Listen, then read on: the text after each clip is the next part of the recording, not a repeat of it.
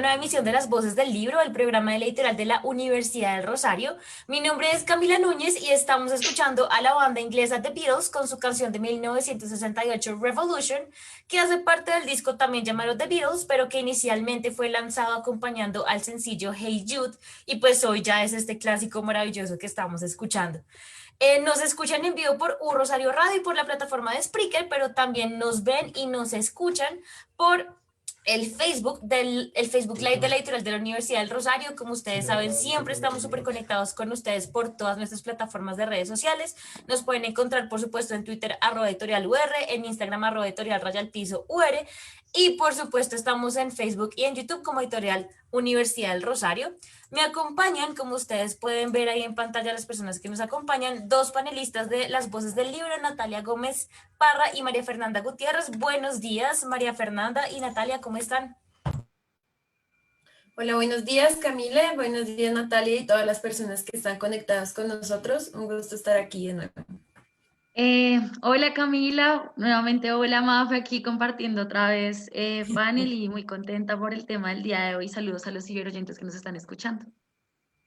Así es, como nos lo dicen muy bien nuestras panelistas, hoy tenemos un programa súper interesante porque vamos a hablar primero de una de las novedades de la editorial de la Universidad del Rosario, que se llama Voces diversas y disruptivas en tiempos de revolución 4.0, de los editores académicos Valery Gautier Umaña, Rafael Alberto Méndez Romero y Dora Suárez. Este libro, en muy pocas palabras, porque ya vamos a poder entrar a conversar un poquito más sobre él, tiene que ver con los retos, posibilidades, miedos, y por supuesto también esperanzas que enfrenta Colombia en lo que los y las autoras han denominado la cuarta revolución o la revolución 4.0, que es además un relato construido desde muchas voces, de muchos campos y disciplinas que incluyen por supuesto la academia, eh, los diferentes campos disciplinarios de la academia, empresas y también, por supuesto, varias de las voces sobre las personas que leemos este libro y queremos entender qué es esta cuarta revolución o la revolución 4.0. Y para conversar más sobre esto, tenemos hoy dos súper invitados. Natalia, por favor, cuéntenos quiénes nos están acompañando hoy. Claro que sí. Nuestra primera invitada se llama Valery Gutiérrez Umaña. Ella es profesora principal y directora del Departamento de Matemáticas Aplicadas y Ciencias de la Tecnología de la Computación, precisamente de la Universidad del Rosario. Tiene un PhD en Matemáticas Aplicadas. Y nuestro segundo invitado es Carlos Gustavo Patarroyo, quien es filósofo también con un PhD en Filosofía de la Universidad Nacional de Colombia y ha cursado investigaciones postdoctorales en las universidades de Goethe y Frankfurt, Alemania, y también en Valencia, España. Digamos que sus áreas de interés también son un poco pues la filosofía moderna, la filosofía de la mente, y es el decano pues de nuestra Facultad de Ciencias Humanas. Así que bienvenidos Valery, bienvenido Carlos, muchísimas gracias por aceptar la invitación el día de hoy. ¿Cómo están? Hola, muchas gracias a ustedes por la invitación. Gracias por la invitación. Sí, aquí estamos muy bien lidiando con la pandemia. Así es, todos estamos ya casi que con costra, ya tenemos un par de rutinas, algunos No, no ya se nos... estamos adaptados. Exactamente. No deja de haber retos, pero ahí vamos, ahí vamos. Entonces, por supuesto, de nuevo, bienvenidos Valery y Carlos Gustavo, muchas gracias por acompañarnos. Y yo quiero empezar para conversar sobre este libro. Creo que es una pregunta súper básica para que las personas que nos ven y que nos oyen puedan estar un poquito más en contexto de lo que hablamos. Y es que nos cuenten de pronto, Valery, que es una de las editoras académicas de este libro, qué se entiende o qué podemos entender por revolución 4.0 o cuarta revolución industrial y por qué es necesario hablar de ella, por qué es necesario conocerla, empezar a debatirla. Bueno, hola, gracias Camila. Hay diferentes, como que hay problemas con ese nombre, ¿cierto? Cuando Klaus Schwab dijo en el 2016 es la cuarta revolución industrial, mucha gente dijo, no, esa es la quinta, esa no es, esa, ta, ta, ta. Nosotros nos apegamos a ese nombre, además con la llegada del centro de cuarta revolución industrial, pero básicamente la idea es que nos digitalizamos, ¿cierto? Entonces nosotros tenemos celulares que cuentan cuántos pasos damos, estamos montando todo en nuestras redes sociales, estamos contando todo, eso está cambiando, entonces como ya tenemos los datos digitales, podemos hacer analítica de datos, inteligencia artificial, tenemos problemas en ciberseguridad, ¿cierto? Nuevos retos, pero esto cambia todo, llegan las criptomonedas, entonces, o criptodivisas o tokens, como lo queramos llamar. Entonces ahí tenemos un problema, llega el blockchain, porque entonces dicen, ya afecta a la economía, ¿cierto? Klaus Schwab incluso llega a decir, nos está cuestionando como seres humanos si somos o no somos seres humanos. A Sofía le dieron la nacionalidad. Sí, pero es mujer, entonces no vota. Pero entonces yo puedo hacer 50 millones de Sofías y ganar las elecciones a una presidencia en Colombia. Entonces nos empieza a generar nuevos retos, y nuevos retos, pues es una revolución en el sentido en que te cambia todo, la forma, tus hábitos. Por eso ahí, por ejemplo, el capítulo de Leonardo del amor en los tiempos del like, nos cambia hasta cómo nos enamoramos, ¿cierto? El capítulo de Carlos, que ya hablo hablar más, pero es el que más me traumatiza, que es cómo me veo yo a mí mismo, o sea, nos cambia hasta eso. Yo creo que a eso se refiere un poquito Klaus Schwab. Entonces, la idea del libro, que sean voces diversas, pues nace también desde la universidad. Le dio una apuesta a la cuarta revolución industrial con el pregrado en MAC, en Matemáticas Aplicadas y Ciencias de la Computación, y ahora con la Escuela de Ingeniería, Ciencia y Tecnología, ¿cierto? Más ampliamente. Y la idea es, pero esto tiene que ser multidisciplinario. Entonces, y no solamente nos podemos poner a hablar entre los de la universidad. Entonces, invitamos a profesores extraordinarios como Carlos, como Leonardo, que nos dieran unos capítulos, a personas que estaban fuera de la universidad, que es muy chistoso porque, por ejemplo, Juan David antes no estaba en Colombia con Eficiente y ahora es profesor de la universidad, entonces quedó como si fuera parte de la universidad. Y Juan Ramón, que estaba adentro, ahora es magistrado, entonces se fue, ¿cierto? Pues se fue, sale, queda como externo, pero está María Isabel Mejía, que es ex viceministra, que ha liderado esa lucha de cómo cerramos equidad de género, etcétera. Entonces quisimos hacer eso, quisimos invitar expertos de afuera, expertos de la academia.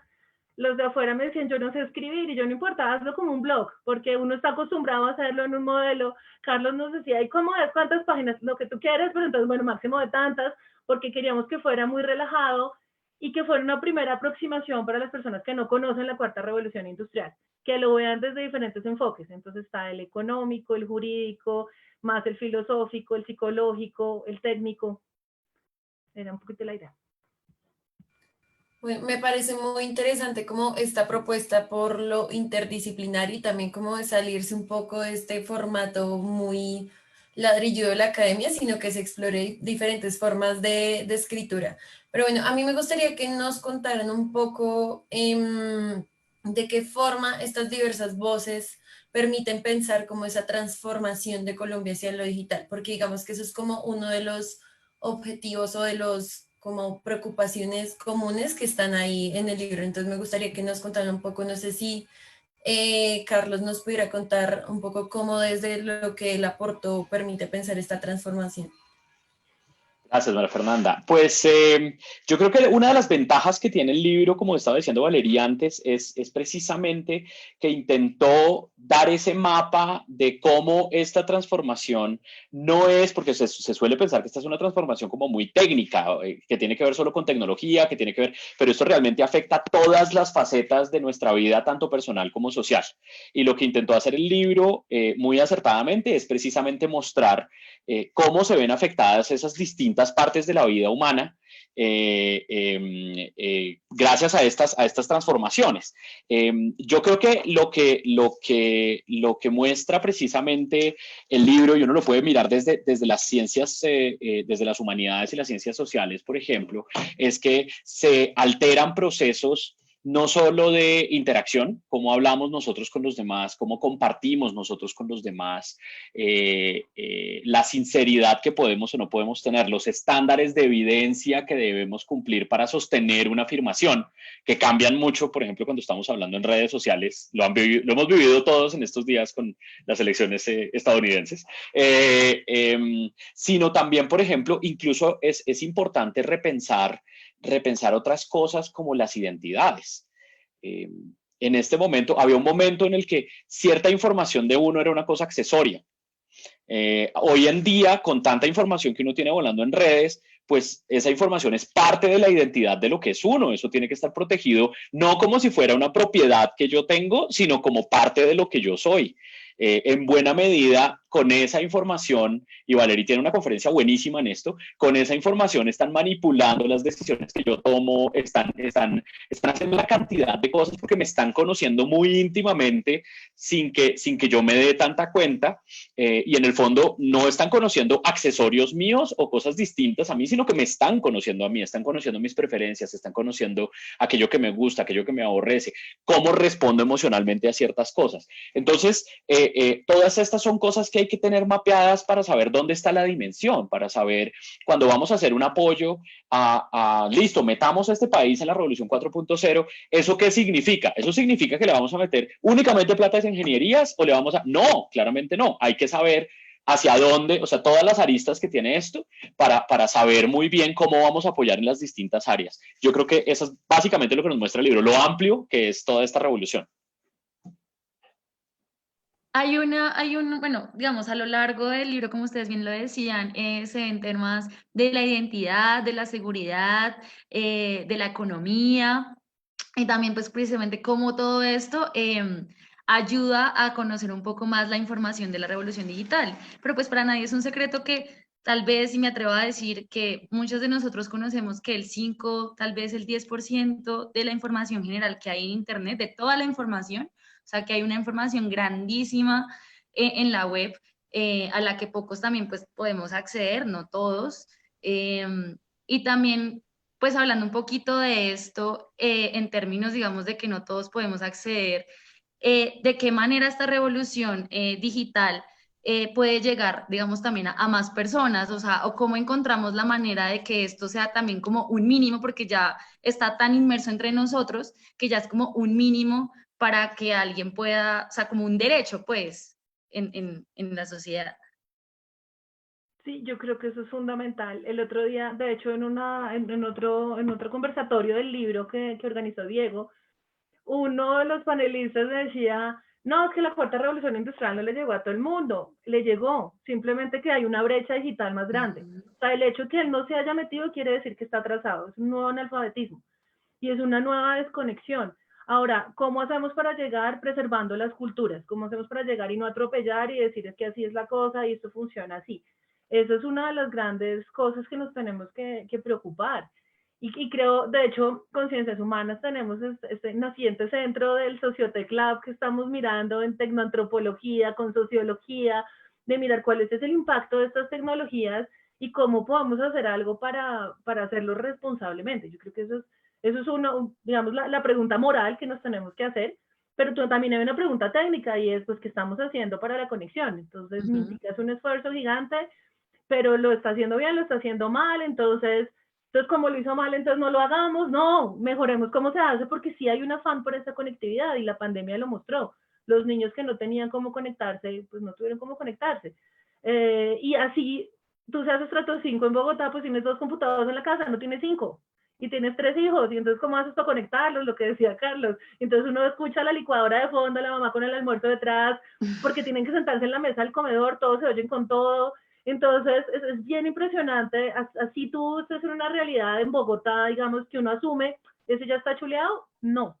Entonces, yo creo que hay grandes retos de política pública, de cómo hacemos para conectarse. Yo me acuerdo, en Suecia les dieron computadores a todos los niños. Y la gran crítica es, se pusieron a jugar, no importa, están usando el computador, están usando eso y son nativos digitales en ese sentido. Y ya tienen ese plus, digámoslo así.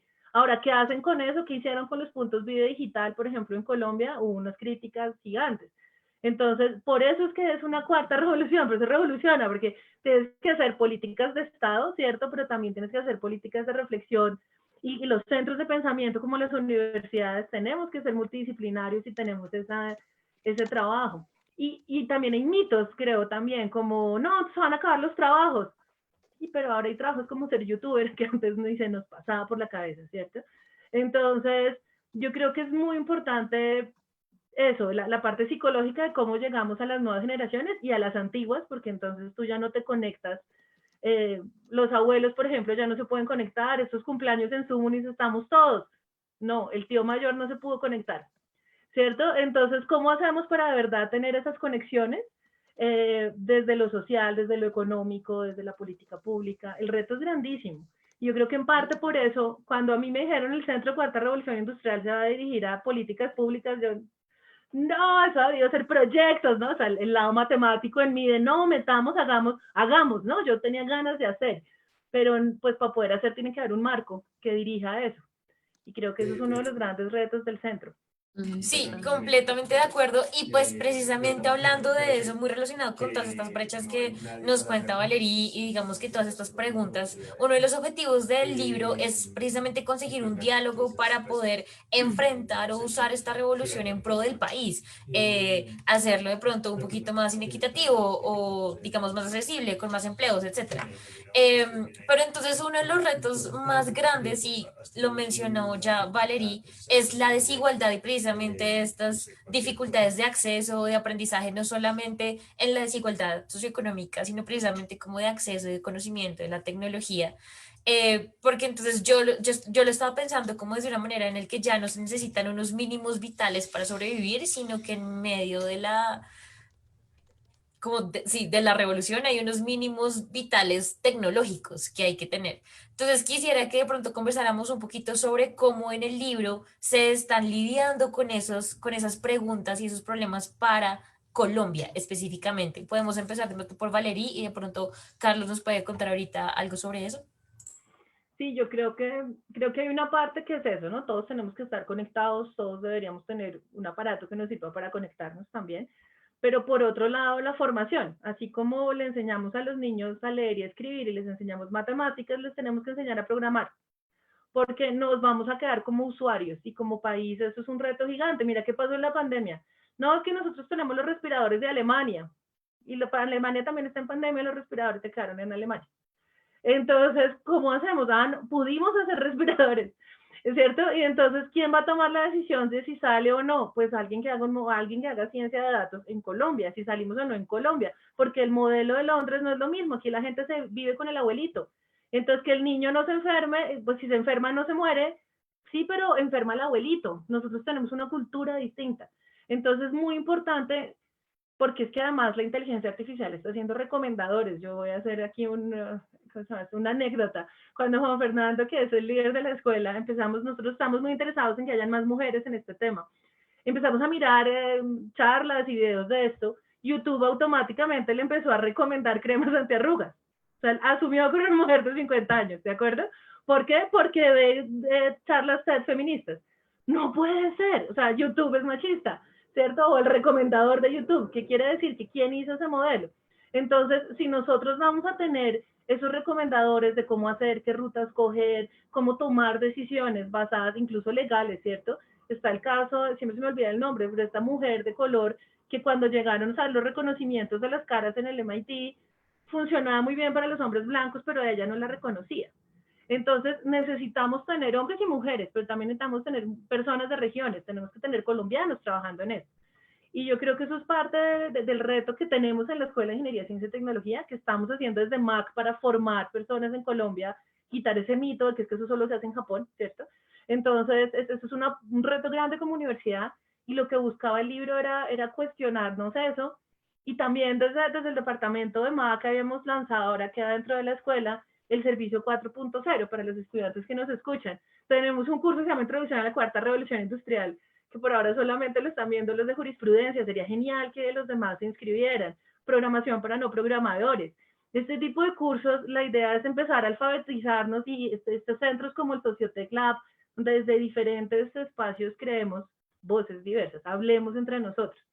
De hecho, esta idea de la conferencia que decía Carlos, nace de un viaje que Leonardo lo definió la vez pasada como un viaje medieval que hicimos por la costa, que Carlos salió enfermo, yo llegué sin voz.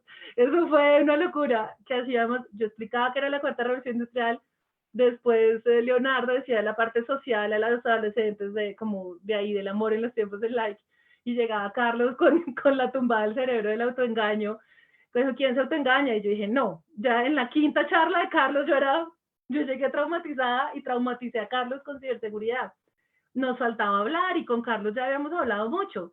Entonces creo que parte de lo que busca este libro es eso, es ponernos a pensar en cómo lo hacemos y cómo lo hacemos para el país, para cerrar brechas entre las regiones, entre los géneros. Ojalá se Yo añadiría ahí muy en concordancia con lo que está diciendo Valerie, que cuando hablamos de estos mínimos vitales, como decían ustedes en la pregunta, el mínimo vital se puede entender de muchísimas maneras. Y lo ideal sería no entenderlo de una manera sesgada o unívoca. Entonces uno puede decir, no, el problema es de acceso a la tecnología. Y si lo definimos así, pues seguramente podremos avanzar en muchas cosas, pero como decía Valerie, la cuestión no es solo si tú tienes o no tienes el aparato o si tienes o no tienes conexión a Internet. Aparte de eso, tienes el problema de la formación en el uso. Y ahí tienes una divergencia y es, bueno, ¿cómo alfabetizamos a, como ella decía muy bien, a las generaciones anteriores que no crecieron en eso? Y hoy en día, y yo creo que todos ustedes lo han vivido, yo lo vivo, a mí me pasa con mis papás no son particularmente viejos, mis papás sí, pero no son particularmente tecnológicos tampoco, ¿sí? Viven en Bogotá, tuvieron una excelente educación, pero pues si yo no voy a la casa de mis papás y cojo el celular y le muestro las fotos de mis sobrinas que mi hermana está poniendo en el WhatsApp, no ven a sus nietas, porque no saben usar el WhatsApp. Esta es la versión boba de algo mucho más fuerte. ¿Qué ocurrió? En pandemia, por ejemplo, todos los adultos mayores fueron los primeros a los que encerraron. Y muchos de esos adultos mayores quedaron encerrados solos y sus familias solo se comunican a través de WhatsApp o de videollamada y entonces esta gente quedó doblemente sola porque no sabe utilizar estas herramientas. Entonces, el primer reto que uno se da cuenta es, bueno, ¿y a esta gente cómo la alfabetizamos para que no quede desconectada? Esa es la primera. Y luego tienes el uso crítico de esta información. Esto obliga a cambiar muchísimas cosas. La primera de ellas es la educación. Porque pues hace muchísimo tiempo el profesor era el que tenía la información, ¿no? Él era la cajita, cuando contratabas un profesor lo que estabas adquiriendo era como una enciclopedia de una persona que sabía un montón de cosas, que curtido por la vida había tenido un montón de aprendizajes y que ahora se los transmitía a los estudiantes. Y hoy en día, pues uno coge el celular y el celular con 2 conexiones, con 2 clics te da 10.000 veces más información que la que cabe en el cerebro del profesor. Entonces, lo que hay que cambiar es, bueno, de todo eso que hay ahí, ¿cómo le enseñamos a la gente a utilizarla bien? ¿Cómo le enseñamos a distinguir una buena de una mala fuente? ¿Cómo le enseñamos a cómo verificar que lo que están accediendo a eso no es confiable? ¿Hasta dónde utilizarlo y transformarlo para lo que ellos creen? No repetirlo sencillamente. Y aparte de eso, pues lo que decía Valerie, que es también la creación. Nosotros tenemos una fe ciega en que si eso lo hace un algoritmo, eso es objetivo. Falso. Los algoritmos replican los sesgos de los programadores. Entonces, si tú tienes solo programadores, hombres, blancos, no sé qué, bla, bla, bla, bla, bla, seguramente vas a tener 10.000 sesgos en eso, a menos que empiece a programar una mujer, en que empiece a programar a alguien que tenga raíces indígenas, que empiece a programar a alguien de regiones, que empiece a programar, porque pues esas líneas de código de todas maneras pues vienen de una mente humana que tiene obviamente sus peculiaridades. Entonces, también, como decía Valerie, uno de los retos es cómo hacemos que nosotros seamos los mismos propiciadores de esta tecnología en vez de sencillamente los usuarios que la absorben venida de lejos porque no va a reflejar las particularidades que nosotros tenemos. Entonces ese mínimo vital, si se dan cuenta, se creció terriblemente porque ya no es, ay, démosle un iPad a cada niño, ¿sí? Y salgamos del problema. Eso claramente hoy en día se queda corto.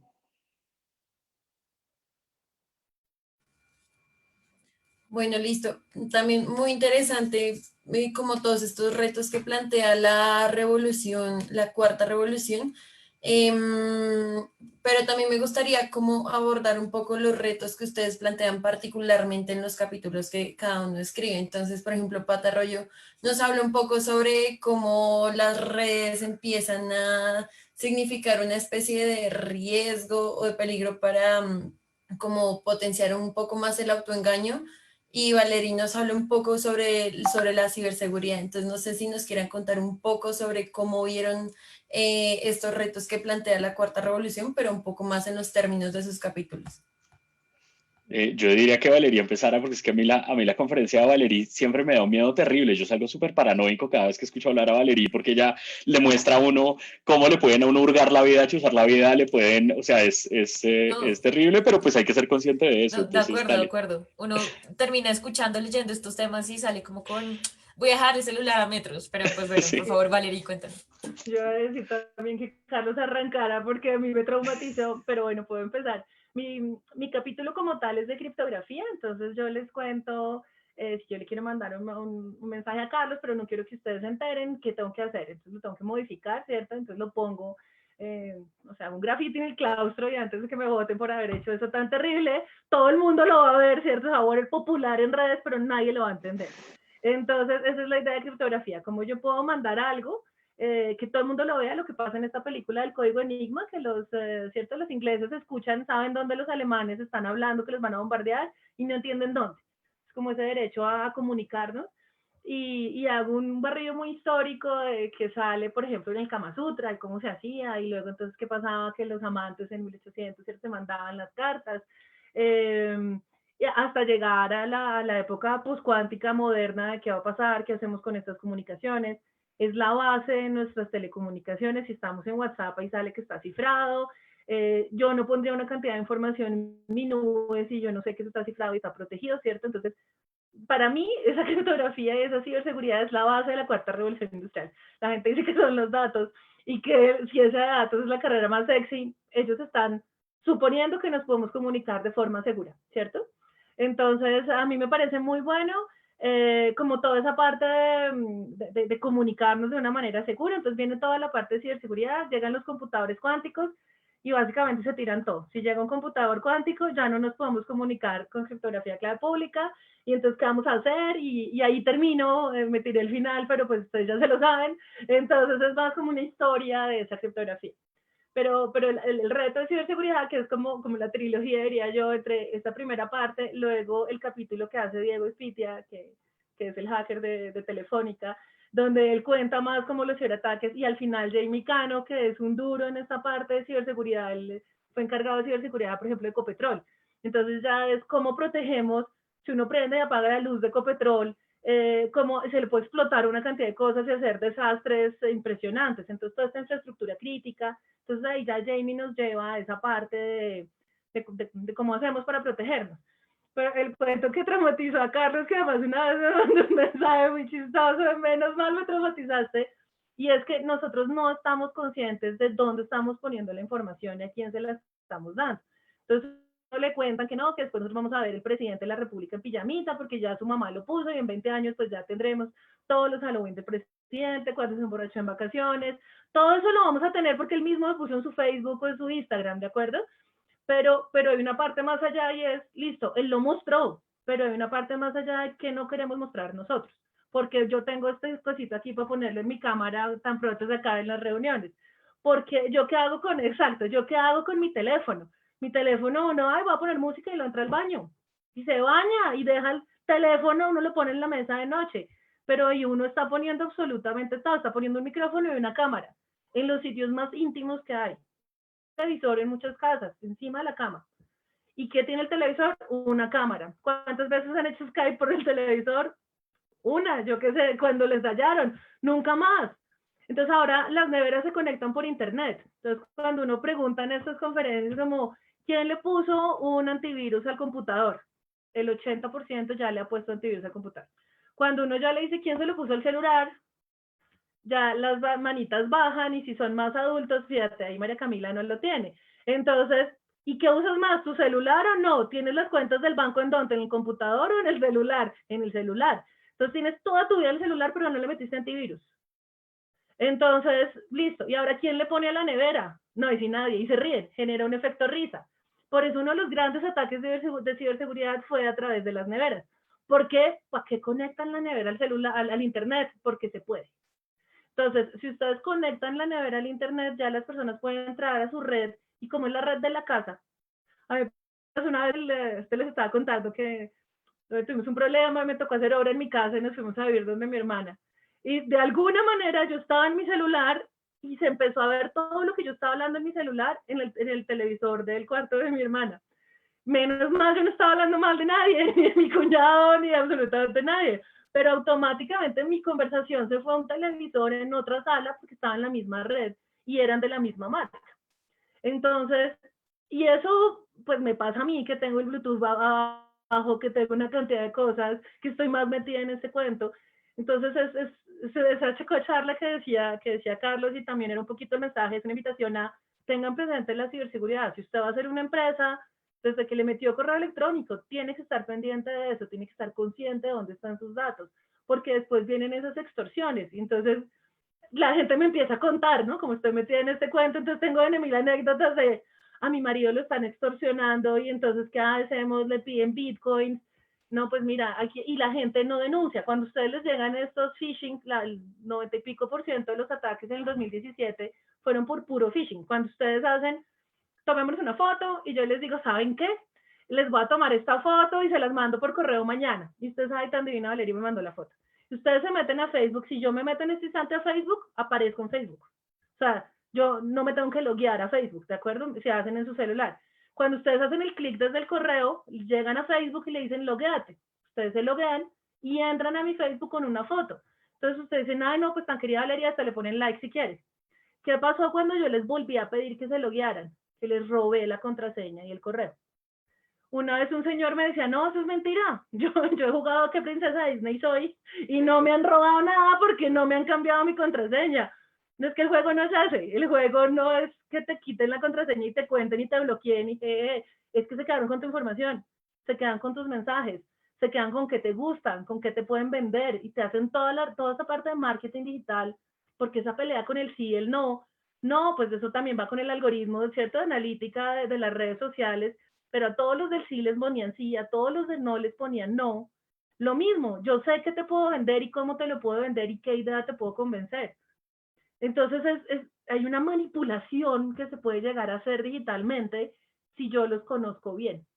Entonces, y fuera todo, pues los pueden extorsionar. O sea, la privacidad, el sentido de privacidad cambió. Y yo creo que es algo que la gente no está muy consciente. Por eso cada vez que va a los colegios los traumatizo. Hay una página donde ellos pueden ver que es como Have Been Found, que ellos pueden verlo si les han robado o no les han robado las contraseñas, en qué año se las robaron.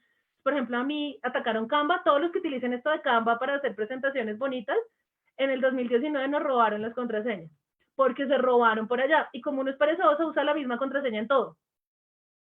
Entonces, mira que Natalia dice, sí, terrible, ya la tienen, cámbiala, sal de aquí y cámbiala. Entonces, y la gente dice, bueno, pero mis mensajes no son importantes.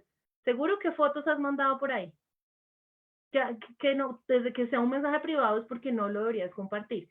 Entonces, parte de como esa trilogía y de dedicarle 3 capítulos aquí era vea, es importante y pues también está la parte histórica de cómo las matemáticas entran, que es lo que entra desde mi capítulo. Ya dejo que Carlos los traumatice con el cuento de la Gracias, sí, creo que esta primera parte nos abrió los ojos, ahora vamos a escuchar la otra parte que también nos va a abrir los ojos. No, yo agrego un par de cositas a lo que estaba diciendo Valerie, porque es que la experiencia de compartir escenario con Valerie en este viaje por la costa, pues era impresionante porque le mostraba a uno los otros lados de las acciones que uno está haciendo. Entonces agarraba y le preguntaba a los estudiantes de los colegios y les decía, ¿cuántos de ustedes no han puesto la foto de toda la familia en el aeropuerto diciendo, Panamá, ya vamos? Y todos, no, sí, claro. Y le dice, bueno, ¿y el ladrón qué es lo que está pensando? La casa está sola. ¿Sí? Entonces la gente pone un mes en Panamá y uno dice, va a estar un mes sola la casa. Eso es evidente. Entonces lo que uno está diciendo positivamente, pero lo que está implicado en lo que uno está diciendo. Por el otro lado, pues yo no sé si ustedes han tenido la experiencia, pero a mí me pasó, a mí me regalaron un Echo Dot, un Alexa de Amazon, y yo todo feliz, no, eso me puedo despertar con musiquita en el cuarto, lo puse en la mesita de noche, y cuando uno está en una conversación y ese bicho le responde por error, es que uno se da cuenta de que todo el tiempo estuvo escuchándolo a uno en absolutamente todo lo que dijo, o sea, uno no tiene ni idea qué está pasando con toda esa información. Yo saqué ese bicho del cuarto, lo regalé, porque me entró una paranoia espantosa. Igual el carro también le responde a uno de vez en cuando, uno está manejando. Yo me acuerdo que yo en algún momento quise decir alguna cosa, como alguna dirección, yo no me acuerdo qué, y no me entendió. Y entonces yo pues medio frustrado pues dije ya no más y luego como que me perdí porque no me dio la indicación correcta y entonces eché mi madrazo como era normal en medio del tráfico y me responde el carro. Creo que ese lenguaje no es apropiado en este momento. El celular también lo hace. Exacto. Es Entonces yo increíble. quedé como, ay Dios mío. Y la última es con estas extorsiones que dice Valerie para que se den cuenta la dimensión, antes de hablar de lo de mi capítulo, pero que se den cuenta la dimensión. Ahora está de moda que estas extorsiones ni siquiera tienen que ser reales. O sea, a mucha gente la han llamado o le mandan un correo donde le dicen, mira, tenemos videos tuyos sin ropa o saliendo de la ducha o te estabas masturbando o lo que yo no sé qué, bla, bla, bla, bla, bla.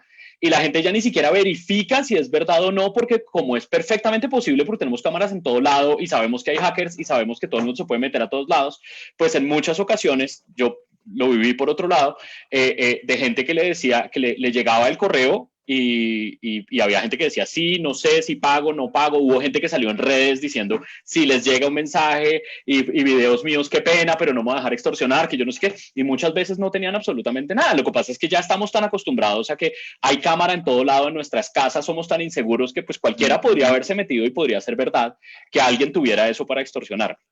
Y ahora sí, pues lo que yo hago en mi capítulo es no, es mostrar un poco. Mi capítulo empieza con una frase de Fernando Pessoa, de Tengo tanto sentimiento, que a mí me gusta mucho, que dice, tenemos quienes vivimos una vida que es vivida y otra vida que es pensada. Y la única en que existimos es la que está dividida entre la cierta y la errada. La idea es básicamente esto es verdades de la filosofía. Todos tenemos, por supuesto, un yo que nosotros llamamos el yo real, que es como realmente somos, y tenemos un yo que es ideal, que es como nos vemos. Y no siempre esos dos yos son igualitos. Entonces hay veces uno, por ejemplo, piensa de sí mismo que es más generoso de lo que es. Entonces uno dice, no, yo soy un tipo súper generoso, yo no sé qué, pero luego a la hora de la verdad uno no es generoso con su tiempo, uno no es generoso con lo que tiene, uno no, o no tan generoso, o bueno, o uno jura que uno es la pilera en pasta y a la hora de la verdad pues uno es medio vagoncio. Sí, entonces uno tiene como esa. Y la idea básica para hacerles la historia larga corta es que el autoengaño empieza a aparecer cuando la brecha entre el yo ideal y el yo real es una brecha muy grande. Lo ideal es que nosotros tengamos esas dos imágenes del yo lo más cercanas la una de la otra posible. Pero cuando esa brecha es grande, aceptar esa brecha es algo muy costoso emocionalmente para nosotros. Entonces nos queda mucho más fácil comernos ciertas historias acerca de los demás, acerca del mundo, acerca de otras cosas que mantengan la brecha como si la brecha no fuera grande, o sea, nos mantenga a nosotros la ilusión de que ese yo ideal corresponde con lo que nosotros somos. Eso ocurre con cuarta revolución industrial, sin cuarta revolución industrial, con lo que ustedes quieran, ¿sí? Eso ocurre desde muchísimo tiempo atrás. ¿Qué es lo que ocurre con la cuarta revolución? Lo que ocurre con la cuarta revolución es que empezamos a cambiar la manera como nos relacionamos, de manera que darnos cuenta de la distancia de esa brecha y salir de esa imagen ficticia que tenemos se nos hace cada vez más difícil. Entonces, en términos de por ejemplo, interacción con redes sociales, si yo, por ejemplo, pienso de mí mismo que yo soy un buen amigo y nosotros vamos a la universidad todos los días y yo me encuentro con mis amigos todos los días, pues hay un cierto tipo de evidencia, que es la que yo digo que es una evidencia que se nos resiste. Si yo digo en alguna conversación, no, es que yo soy el mejor amigo que todos ustedes pueden tener, mis amigos me van a decir, hermano, no, la embarró. ¿Sí? Y me van a confrontar y ahí yo tendré que ajustar un poco como esa imagen que yo tengo de mí mismo. Pero en redes, si alguien me lleva a la contraria, pues yo bloqueo el contacto.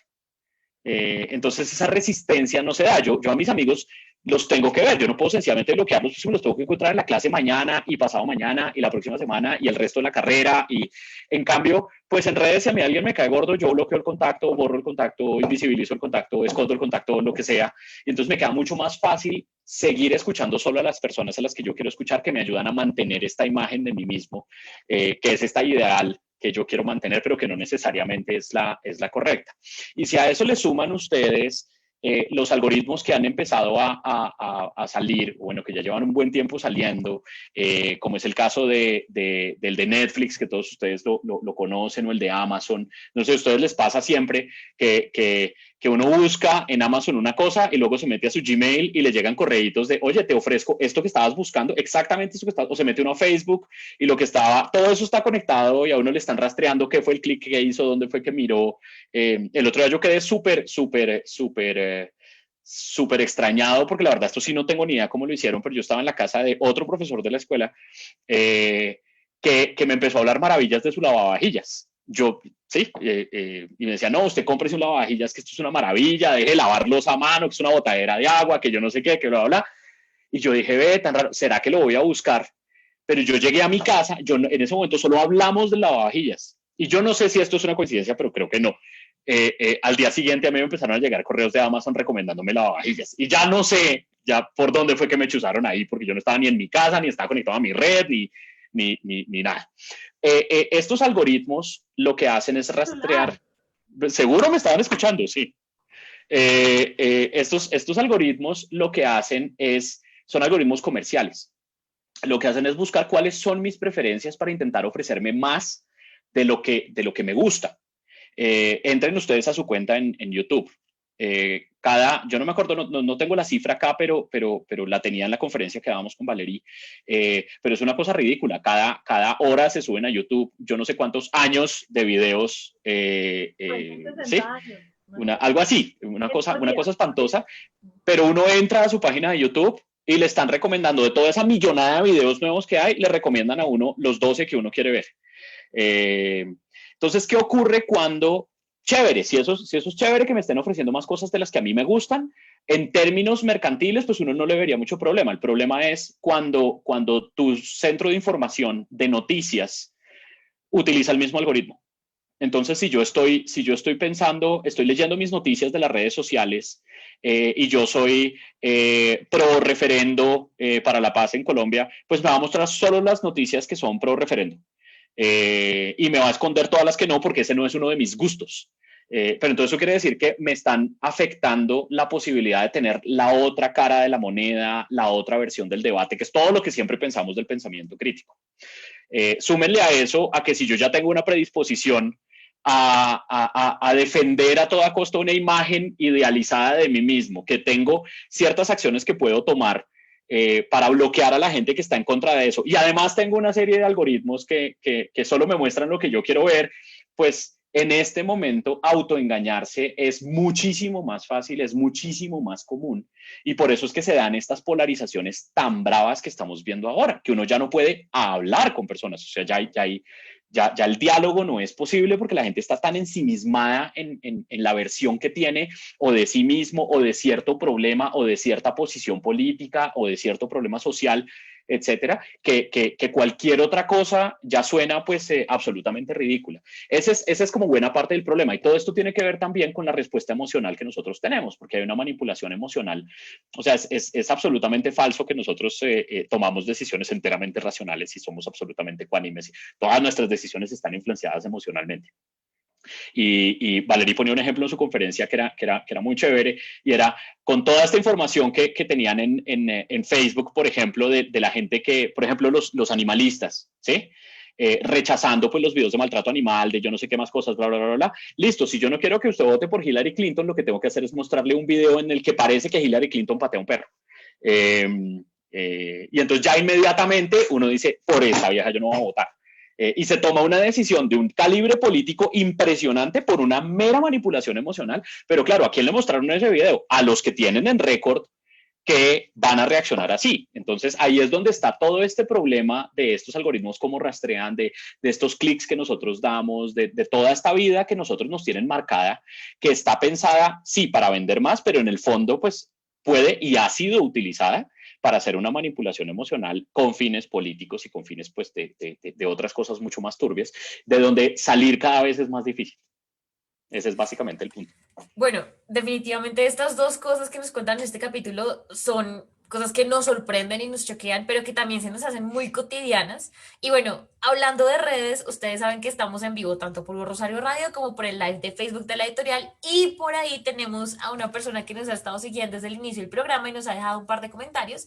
Entonces, Cristian Felipe Ramírez nos dice, desde la modernidad recomiendo Modernidad Líquida del sociólogo Sigmund Bauman, excelente tema. Entonces ahí nos están recomendando bibliografía para hablar de modernidad. Y también Cristian Felipe nos cuenta lo siguiente: las redes sociales hacen un estudio de cada individuo donde ellos pueden tener información de lo que cada individuo le gusta e interacciones más para un uso comercial y de consumo. estamos vigilados, compañeros, como bien lo dice Foucault. Un Bueno, panóptico ahí. muchísimas gracias, Cristian, por tus comentarios. Efectivamente, sí nos sentimos observados y vigilados. Pero digamos que, bueno, voy a dar paso a otra pregunta a Natalia y ya seguimos conversando sobre esto si quieren. No, yo quería decir algo rápidamente y es que esto me lo contaron en clase y me lo contó una profesora como anécdota. Yo supongo que no le pasó a ella porque ella dijo que le había pasado a una amiga y espero que no le haya pasado a ella. Y precisamente ella decía como, o sea, conozco la historia de cómo una pareja fue a un motel en Bogotá, pues no sé si es ético decir esto, fue a un motel en Bogotá, hizo lo que tenía que hacer y ellos después como al año dijeron, bueno, nos vamos de matrimonio, de aniversario a Japón. Se fueron a Japón, muy contentos, no sé qué, y canaleando se dieron cuenta que pasando en uno de esos videos en el hotel, estaban ellos en ese video del motel. Claro, pues entonces uno dice, Dios mío, es Colombia, Japón, ¿cuántos kilómetros hay? O sea, me acuerda mucho lo que decía Valerie, precisamente como, o sea, ni siquiera puede haber de pronto una cámara en la habitación, sino el simple hecho de tener un televisor, por ejemplo, y estarte vigilando desde el televisor, ¿cierto? Cuando Es tú que estás totalmente confiado y creyendo que no pasa el tema de absolutamente la Deep nada. Web es terrible. Yo no sé si ustedes vieron, nosotros hacemos ni siquiera tiene que ser que el motel estaba de acuerdo y vendía porno a Japón, o sea, porque además menos mal fue en la misma pareja, hubiera podido ser con otra persona, ¿cierto? Con la amiga, yo no lo sabe, el drama podría ser mayor. Este caso que fue grandísimo, que fue, tenías este médico experto en medicina, en operaciones estéticas en Estados Unidos. Y entonces el tipo tiene una grabación porque eso le permite que no sé qué, de toda la parte de como para sus aparatos médicos. O sea, no es que él tuviera una cámara donde grababa a sus pacientes, es que para todas las cosas médicas tú tienes cámaras que miran, que miden, que te dan cosas. Cogieron esa información, entonces tenían artistas famosas de Hollywood que se iban a hacer estas operaciones y pues evidentemente llegan completamente desnudas, las abren, les quitan todo, pues toda una operación. Y hay gente que le gusta ver eso, no me preguntes por qué.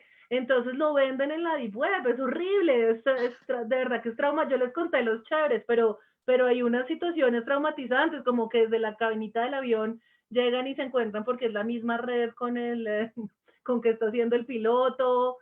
No, uno ya no vamos a viajar. Creo que vamos a salir llorando de acá.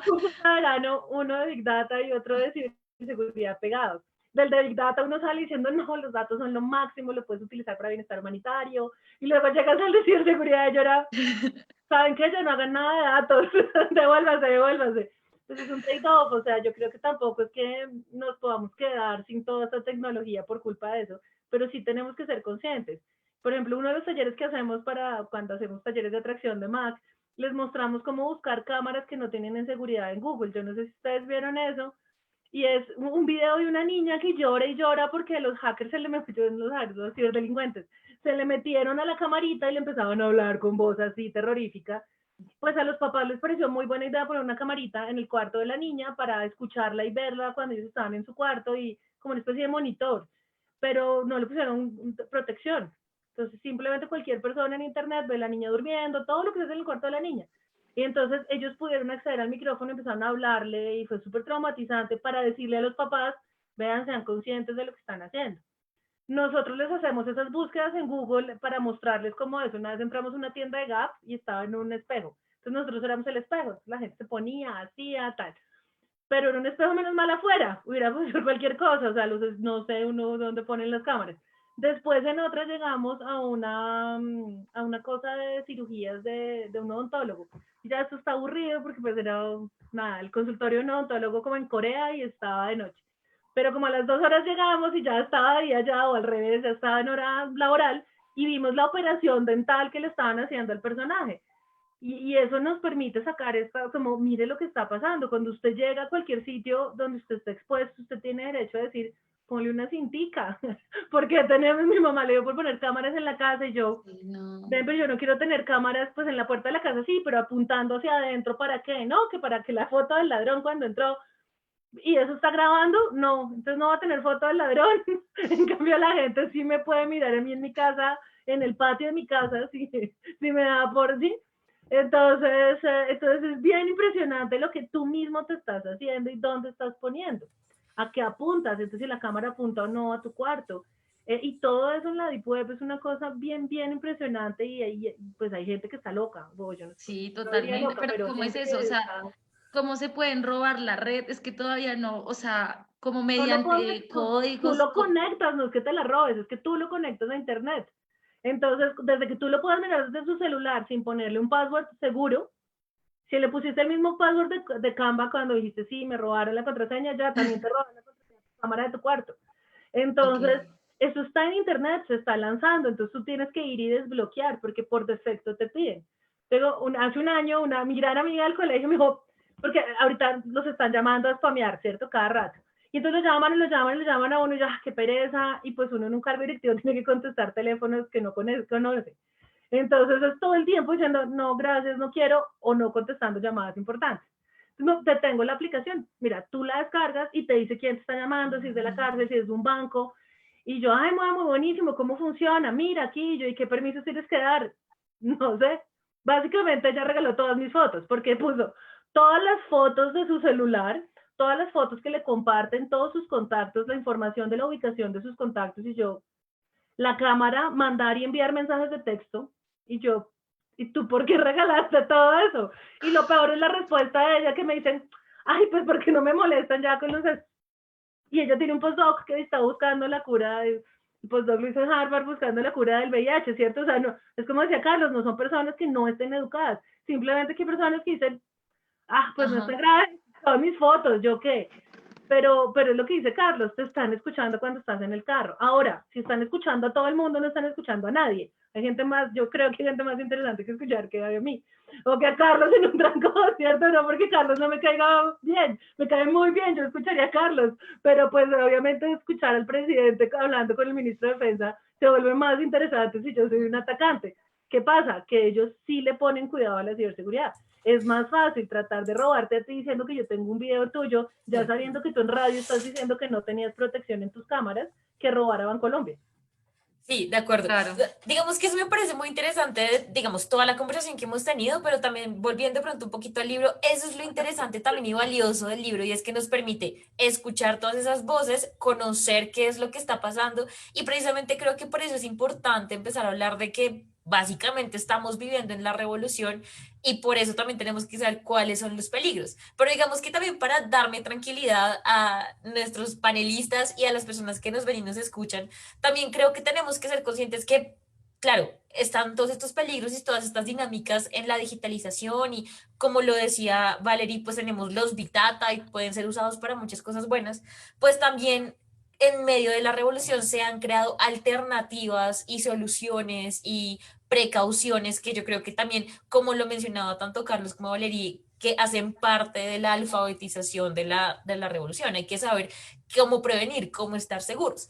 Entonces, no sé si de pronto Valerie o Carlos nos puede contar de pronto algunos de tips o herramientas o no sé, incluso si nos queremos poner más ñoños, lecturas o alguna cosa de la que nos podamos nosotros y las personas que nos están oyendo y que les interesa conocer el libro y el tema, saber a qué, ya sabemos a qué nos estamos enfrentando y es súper crítico, pero ¿cómo podemos lidiar con eso? Por ejemplo, lo que nos decía Valerie, pues entonces listo, antivirus tanto al computador como al celular, a la nevera, mejor dicho, a todo, Bueno, se pero conecte. digamos, tampoco la idea es entrar en un pánico tecnológico, porque creo que Ujú, esa lo tampoco es la idea. necesitamos igual. Exacto, como le decía Valerie, pues estamos tanto en la Universidad de Rosario como en otros lugares, estamos enseñándoles a las personas a programar para ser parte de la conversación y que los algoritmos dejen de tener los mismos sesgos de siempre, etcétera.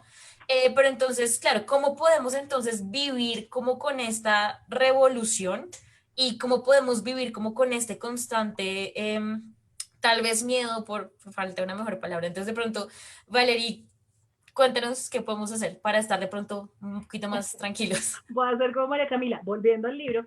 Eso se lo va a transmitir el libro. Si tú ves, primero vas a poner hablando gente, a hablar de lo que conoce, de lo que le gusta en un sentido coloquial, ¿cierto? De diferentes áreas, o sea, no solamente ciberseguridad, sino también esta parte, a mí la del autoengaño me traumatizó, la parte de eso, es que hasta nos enamoramos de formas distintas, ¿cierto? Entonces, ver todo eso y al final cada uno pone su bibliografía. Entonces es muy bonito porque tú puedes, mira, si vas al libro y navegas en las diferentes áreas, al final puedes decir, a mí la que más me gustó fue esta, entonces me puedo meter por aquí, puedo leer esta bibliografía y me puedo meter en eso, puedo contactar a los autores y se vuelve, yo no sabía que la era de la postinnovación había llegado, me pareció fabuloso todo lo que cuenta Sergio. Entonces es bien interesante, yo creo que ahí puedes como buscar esas referencias al final de cada uno de los capítulos. Y de hecho el último capítulo que lo hicimos con Juan Fernando, que es el líder de la escuela, y con Rafael, que en ese momento estaba en MAC y que con quien soñamos este libro, fue hacer preguntas de, bueno, ¿y ahora qué? O sea, como cuáles son las preguntas que nos deberíamos hacer en cuanto a, bueno, vamos a hacer educación, claro, eso, cuál es ese trade-off que tenemos que hacer.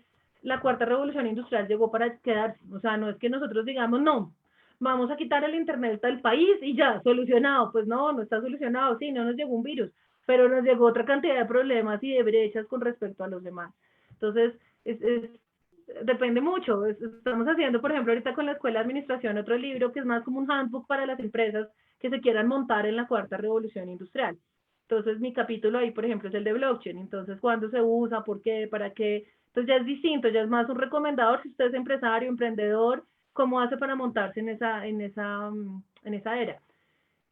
Yo diría que es más eso, porque depende mucho, pues es tan amplio, ¿cierto? Está la parte jurídica, porque entonces ahora, si yo paso y le descargo la batería de ¿cómo se llama eso? Un marcapasos a Carlos, pues mato a Carlos, pero descargar una batería no es un delito. Entonces, toda la parte regulatoria cambió, toda la forma, toda la parte, por ejemplo, del capítulo de Juan David Duque es bien interesante porque es contratación pública, cómo hacemos para bajar todo lo que sea la corrupción, por ejemplo. Entonces, pues porque no sepamos utilizar la tecnología, perdernos de eso no tiene sentido. Sí, claro, completamente. Yo creo que es mejor ir en cada capítulo y buscar la referencia de cada uno. Listo, súper. Carlos, ¿de pronto algún comentario? Sí, yo diría que me gustó tu comentario, María Camila, porque le da a este programa un balance que estaba perdiendo, y es que como que nos enfocamos en estas cosas, es muy fácil como irse por el miedo y por el susto y por el... Pero la verdad es que el libro sí también muestra todo lo bueno. No se trata de satanizar ni la tecnología ni la cuarta revolución. Obviamente hay que tener cuidado con los riesgos que trae, pero también trae una cantidad de beneficios increíbles. Tú puedes mirar en esta pandemia particularmente, o sea, lo que ha utilizado la medicina y la epidemiología, la cantidad de información, la inteligencia artificial, Big Data, todo lo que te trae esto para rastrear cómo se propaga la enfermedad, cómo es una cosa que no se hubiera podido hacer, no se hizo en 1918 porque no existía con la fiebre española, ¿sí? Entonces eso es una cosa impresionante. Los sistemas de justicia que están buscando mayor transparencia precisamente metiéndose en estos sistemas tecnológicos, la manera en la que el propio pueblo puede acceder a revisar, supervisar, fiscalizar que los sistemas de justicia estén funcionando bien, gracias precisamente a todas estas herramientas tecnológicas, pues ayuda a bajar mucho la corrupción. En un momento en el que, por ejemplo, nuestro país está en ese proceso y todavía estamos lejos, pero pues es que aquí tirarse un caso es facilísimo, tú escondes una carpeta, ¿sí? O aquí un caso importante, se quemó el juzgado, y se quemó el juzgado es que no había copia en ningún lado y se perdió toda la evidencia y se perdió. Hoy en día eso ya no debería ocurrir porque tú debes tener copias en la nube de toda esa cantidad de cosas accesibles para todo el mundo, ¿sí? Entonces, esto trae una cantidad increíble de ventajas que hay que saber aprovechar. Eso es lo que decía Valeria también un poquito al final, como de no perdérsela porque no lo sabemos leer o no lo sabemos utilizar. Es una época de posibilidades ilimitadas que hay es que aprender a leer para ver cómo les apostamos. Completamente de acuerdo, y creo que estos dos comentarios, tanto de Valeria como de Carlos, nos ayudan a tener un muy buen cierre al programa. Las personas que nos están viendo y escuchando, estamos hablando del libro Novedad de la Editorial de la Universidad del Rosario, Voces diversas y disruptivas en tiempos de Revolución 4.0. Si tienen preguntas, dudas, es muy importante conocer qué es la revolución, cuáles son los retos, pero también todas estas posibilidades que podemos tener. Entonces, si quieren conocer más del libro, pueden ir a nuestras páginas editorial.rosario.edu.co y buscar el libro. También tenemos ebook.rosario.edu.com. Tenemos un montón de links con nuestros distribuidores, tanto Siglo del Hombre, en iBook, Google Play Books, Amazon, nos encuentran en todo lado. Y recuerden que Editorial Universidad del Rosario es más que academia, múltiples formas de ver el mundo. Con esto, muchísimas gracias, Valerie y Carlos Gustavo, por sus comentarios y por aceptar la invitación de las voces del libro. Muchísimas gracias a nuestras panelistas María Fernanda Gutiérrez y Natalia Gómez Parra, como siempre, un excelente trabajo. La producción estuvo a cargo de Diego Garzón Frero y Laura Ballesteros y Juan Carlos Ruiz. el Control Máster de Nelson Duarte, la dirección de la editorial de la Universidad del Rosario, la dirección de Un Rosario Radio de Sebastián Ríos. Mi nombre es Camila Núñez, muchas gracias por conectarse con nosotros y nos escuchamos la próxima semana en Las Voces del Libro. Gracias a ustedes. Muchas gracias. Chao. Chao, Que estén Diego. bien. Gracias.